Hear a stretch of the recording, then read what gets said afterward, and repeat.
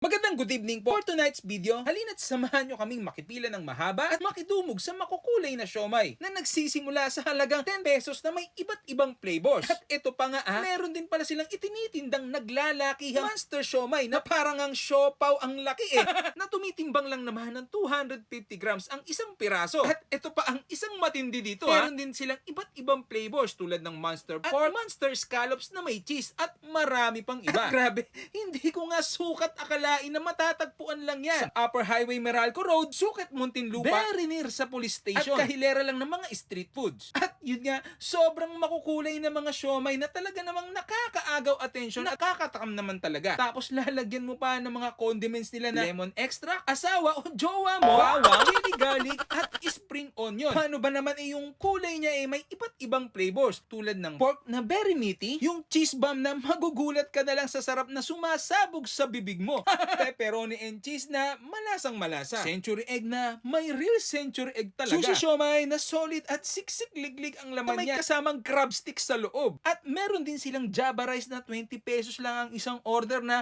mixed breed I mean Java rice siya na may pagkalasa ng biryani At yung sayang nalimutan hindi namin natikman na flavor ay yung shiitake mushroom makirol. At grabe, nakakaubos na pala sila ngayon ng 5,000 pieces na assorted siomay sa loob lang ng isang gabi. Mantakin nyo yun, no? At everyday, nagbabago nga pala yung flavors na inilalabas nila. Depende sa availability. Nasa comment section na lang ang lahat ng mga flavors at prices na meron sila. Ayan, tikman na natin tong trending na siomay na talaga namang pinipilahan, oh. Grabe.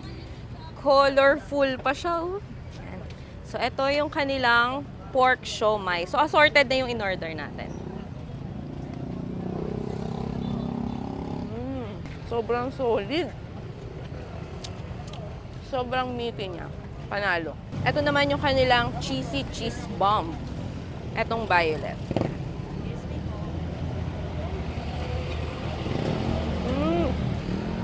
Sobrang cheesy nga yung loob niya. Ito naman yung kanilang spicy. Yung siomay nila, pag subo mo, parang sumasabog yung flavor sa loob. Parang may pumuputok. At ito naman yung Japanese. Uy, blurred. Japanese siomay. Ang hirap i-explain na itong Japanese. Medyo blurred. Medyo blurred din hata. Ito the usual Japanese siomay. Kaya lang pinagkaiba nito, ang laki. At ito yung first time ko makakatikim na century yung flavor. Century egg. Tama. Saka masarap din yung chili oil nila. Hindi siya ganun kaanghang para sa akin. Mga hindi bet yung century egg, try nyo to. So, tikman na natin tong kanilang colorful siomay na may Java rice. Ayan.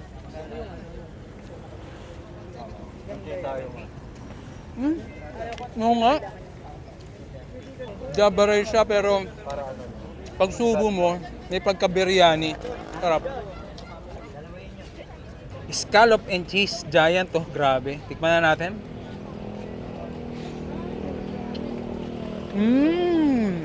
Lasang-lasa mo yung cheese. Tapos yung scallops nangingibabaw. Grabe, sulit. Sobra solid to. Tikman na natin sushi siomay. Sushi siomay. Yummy. Sobrang solid nung loob. Tapos lasang-lasa mo yung pagka-sushi niya. Kahit nasaan yun ng siomay. Tikman naman natin tong plain na giant siomay. Kilala kita dyan. Ha? Pakingisa. Parang may pagka-pizza. Parang burger na pizza na... Sopaw siomay. Pa? So yun na nga po, no, grabe, solid at worth it naman talaga itong pilaan at dumugin dahil busog ka na, makakatipid ka pa, solve na solve pa ang cravings mo sa siomay at rice. Sa mga gusto magpunta dito, open pala sila ng 6 PM hanggang sa maubos yung siomay nila. So, paano? Hanggang dito na lang, paalam!